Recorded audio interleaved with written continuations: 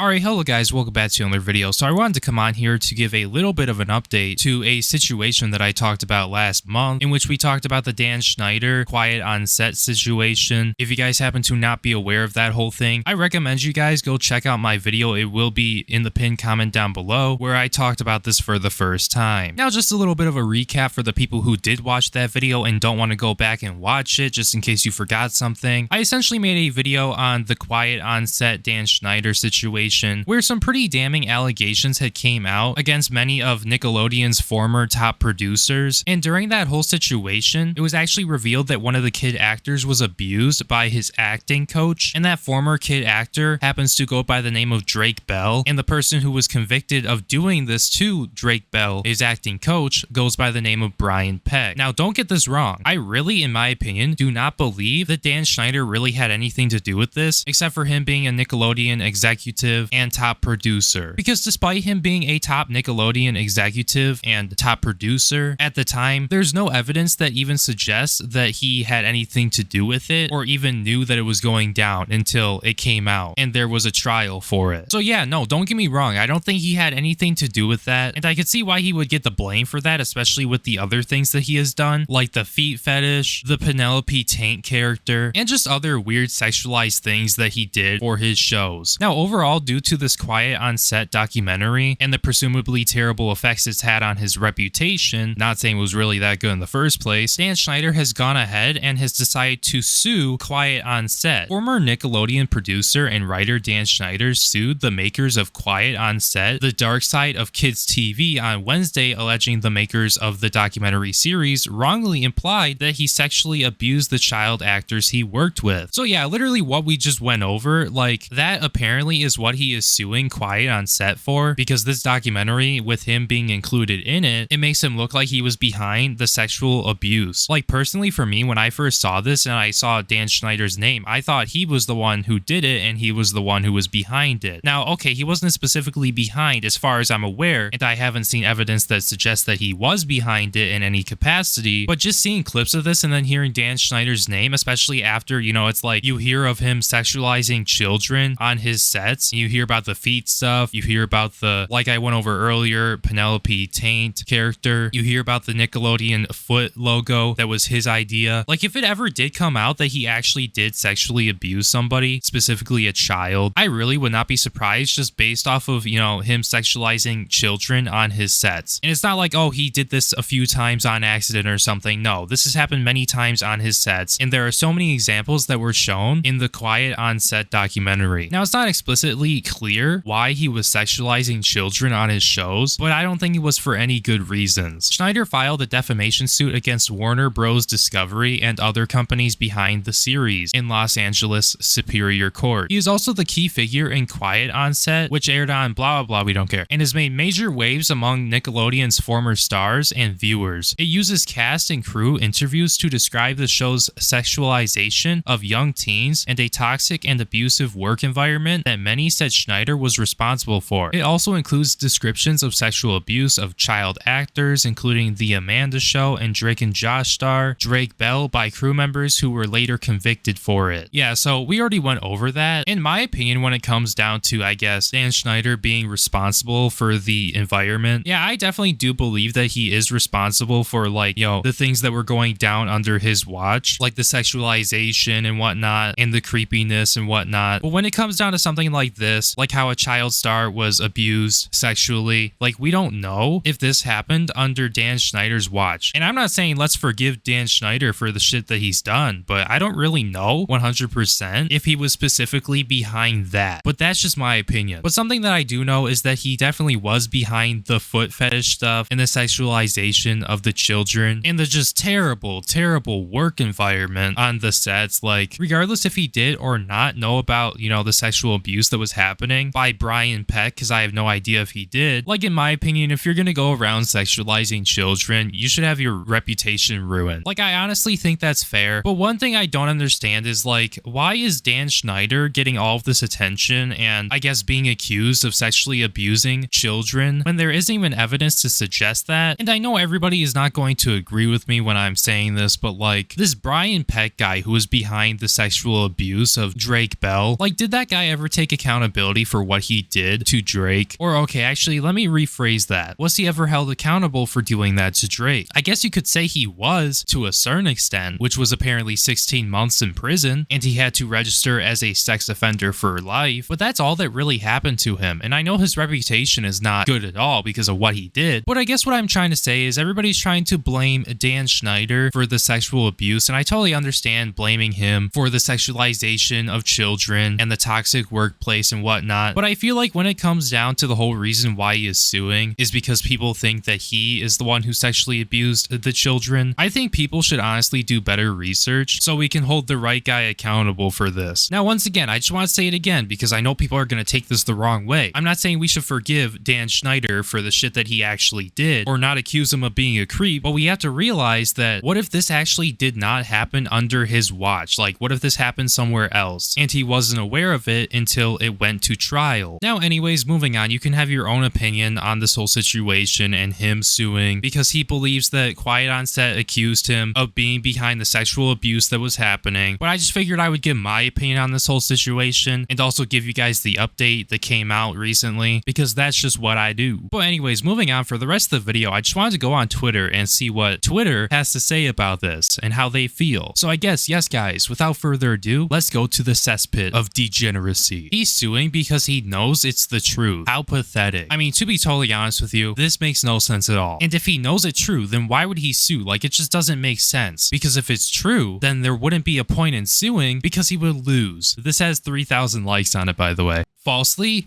Oh, Dan, there are receipts upon receipts of your victims coming forward. You better be lucky you're not sitting in a jail cell right now. Now, when it comes down to these quote-unquote victims, I like how people say things like this and then they just don't show receipts because I have never even heard of one victim coming out against Dan for him allegedly sexually abusing somebody. Somebody responds and says, name one LOL. Somebody responds to that and says, the Nickelodeon logo was literally a fucking foot. These people are actually brain dead. Yeah, a logo that looks like a fucking foot and a logo that Dan Schneider was behind. Yeah, man, that's definitely a victim. We're humanizing logos now. Someone said interesting that you're defending him. Well, when it comes down to this, I would not call it defending. And I'm not speaking for this guy. I'm speaking for myself because I agree with what this guy is saying. And apparently people see somebody asking to name one and like showing the receipts to the claim that they're making when somebody brings up a quote unquote receipt that literally is not a real person nor a human. It's a fucking logo. Like, a logo is not a fucking victim. And if you think it is, literally go and get help. Because at that point, that just shows that you're so terminally online on Twitter, tweeting random shit, and it's making you believe that a logo is a real victim or is just a victim in the first place. And when people reply to things like this and say that there are many receipts of victims coming forward against Dan for Dan allegedly sexually abusing children when there aren't, and they refuse to show receipts, like, you're hurting the situation. You're not helping it, because once again, we're so focused on Dan for whatever fucking reason when we should be focused on the things that actually matter. And I mean, okay, if you want to focus on Dan, like, focus on him, but the things that are actually true, not things that you just made up. It's not defending. It's called stopping idiots from adding shit that doesn't need to be added to the situation because there's no evidence backing it. It's a false claim. And I'm guessing these 10,000 sheep are probably going to believe this despite not researching and finding these said receipts. Now, anyways, I think with that all being said, I'm going to be wrapping up the video right there. Thank you guys so much for watching. I hope this video got through to some people because there are a lot of people out there who do believe that Dan Schneider is a child sexual abuser when that isn't necessarily the case. And I feel like instead of being focused on that and claiming that, oh, Dan Schneider is that when there isn't evidence to prove that or that he had anything to do with Brian Peck, like, I'm just trying to say maybe we should focus on the things that are actually true about Dan Schneider, including the feet stuff, the sexualization of children, him being a toxic boss and taking advantage of people and whatnot. Like, those are the things that should be talked about. And if you want to talk more about like the terrible shit that happened to Drake Bell, maybe you should talk more about Brian Peck because he actually is a child sexual abuser and bro got 16 months in prison. Only 16 months. He also is on the sex offender registry for the rest of his life, but that's nothing compared to what Drake Bell is going to have to live through for the rest of his life. life. But anyways though, I'll stop yapping and I'll wrap up the video. If you guys happen to enjoy the video, make sure you like, comment, and subscribe because doing so will help it in the algorithm a lot and I really would appreciate it. Thank you guys so much for being a member to the channel. Your support really means the world to me and I really do appreciate it. My name is Breone and I will see you in my next video. Peace!